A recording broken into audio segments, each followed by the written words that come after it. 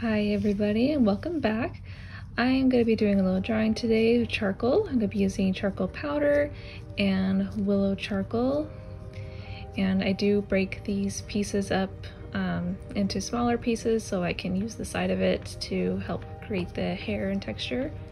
And I'll be using just a charcoal pencil to get those harder lines and like smaller details. Okay, that's way too much powder, but that's okay. So I'm using a brush and I just put some charcoal on it and kind of tap off the excess, and then we're ready to go.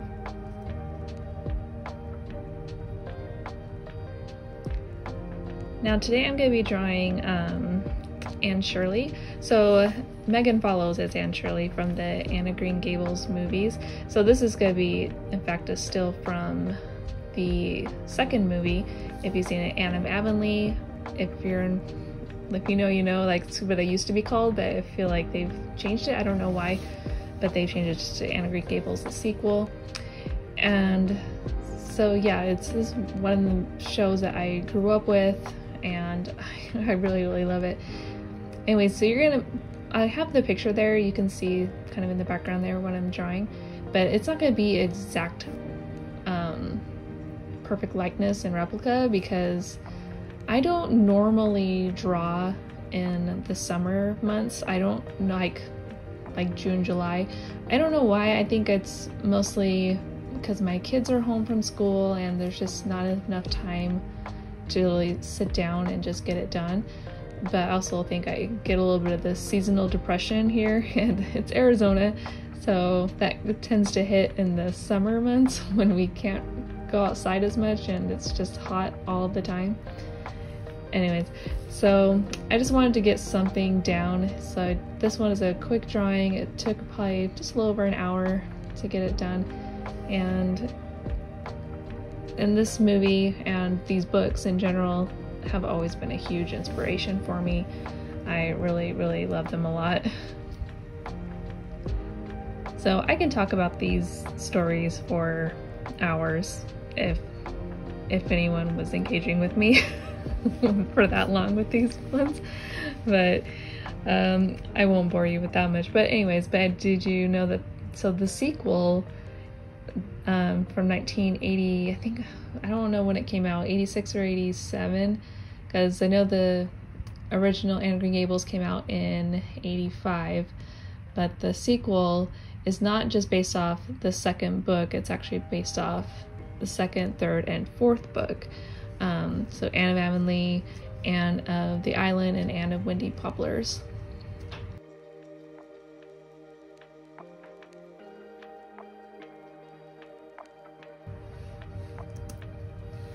I watched these movies a lot growing up, and so I just assumed that the second film was from the second book, but it wasn't true. So it's a lot of changes that were made, and I'm sure there was copyright reasons why and getting the rights to the story. I don't know what happened, but that's what they did, what they chose to do.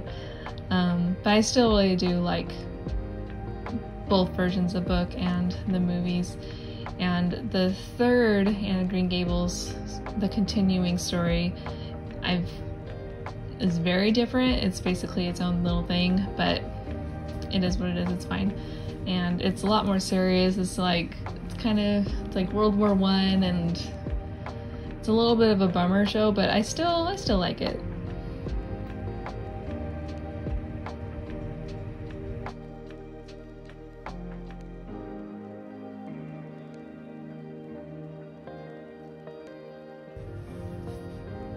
So if you watched the Anne of Green Gables from the 80s growing up, you pretty much know what happens in the book, because that miniseries and the book match up pretty well. It's pretty impressive how much they stuck to the source material. I think that's why I love it so much too. It just has that perfect endearing quality that the book has, and I feel like the spirit of everything that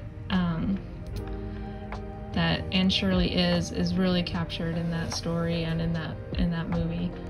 And I think Meagan Follows did just such a great job in that role that I just can't picture her in anything else. I know she's done other things, but yeah, I think just every time I see her, I'm like, that's just Anne Shirley. And the same thing with Jonathan Crombie as Gilbert. Rest in peace. I was so sad when I heard that he passed, but and I don't think I've even seen him in anything else, but he's the perfect Gilbert, and I thought there's no one else that could play him as well as Jonathan can.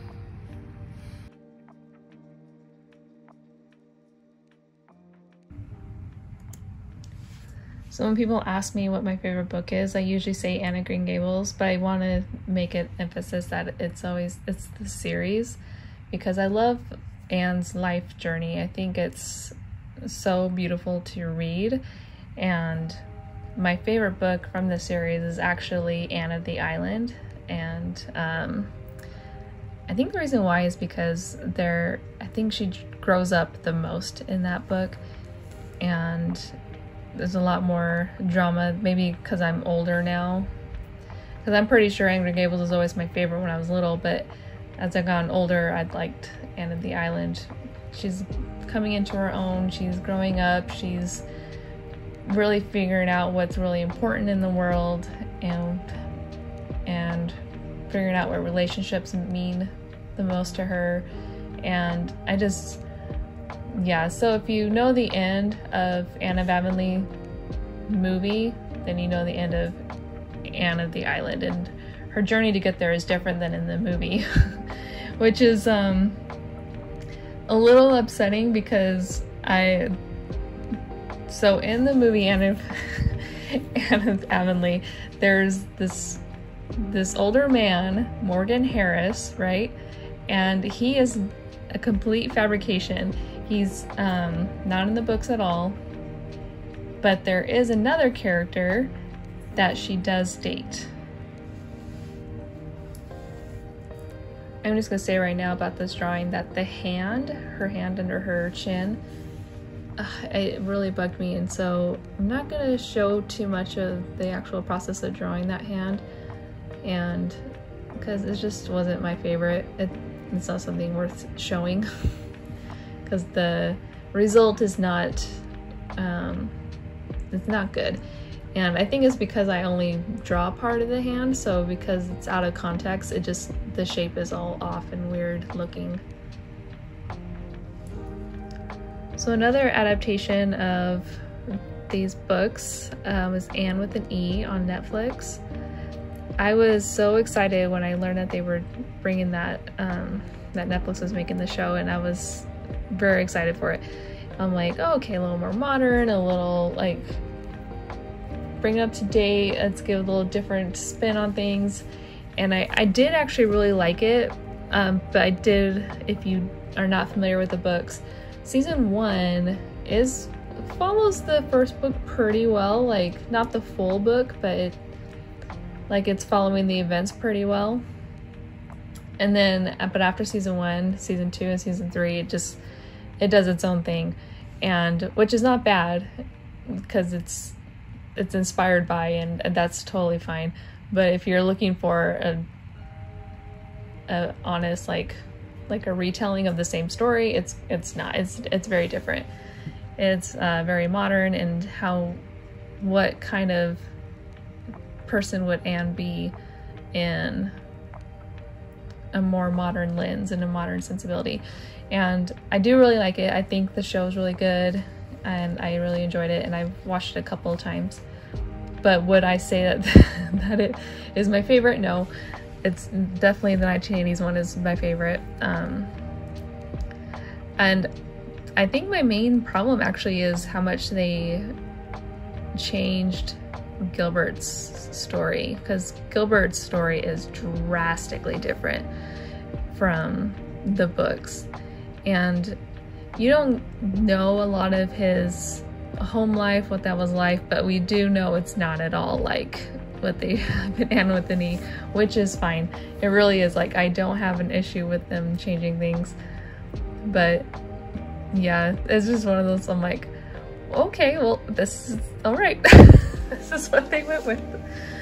So it's fine. But I do really like the show. I really appreciate it, and I like the diversity it brought.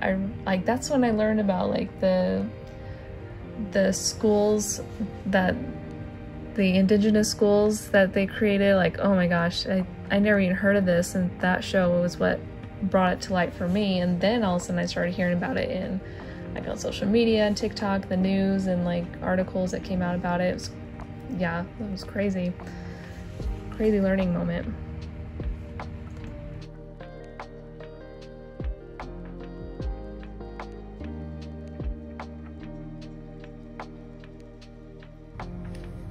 So the events of the second, third, and fourth book are all mixed in with this Anne of Avonlea movie.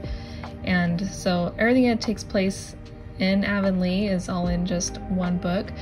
So like she taught school in that whole year, and you don't see a whole lot of that in the movie, but so you see her go to a ladies' college and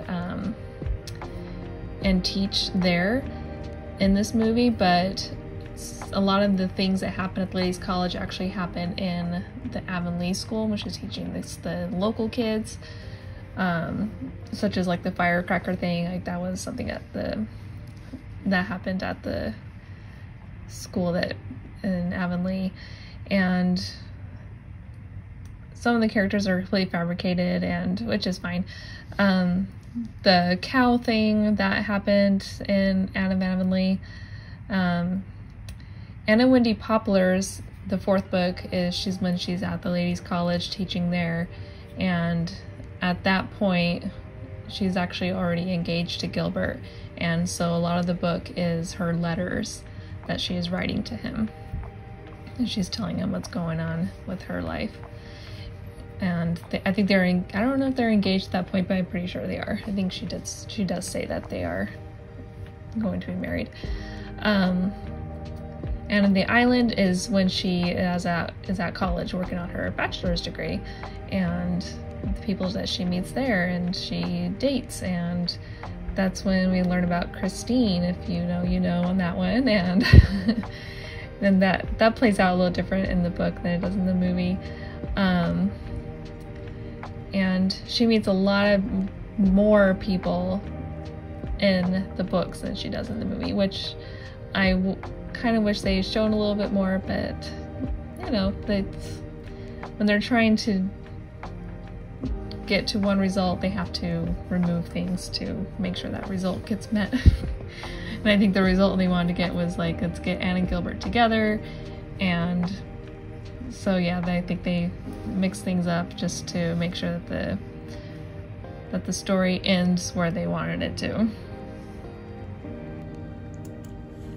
And I just answered my own question about why they changed things the way they did for the second movie. If you like seeing videos like this of art that's inspired by movies and TV shows, go ahead and give me a subscribe and keep it coming.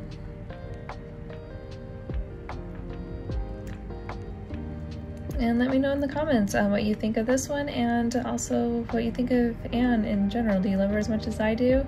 And do you love Gilbert as much as I do? It might be a very millennial thing that I'm saying here, but I do love him a lot.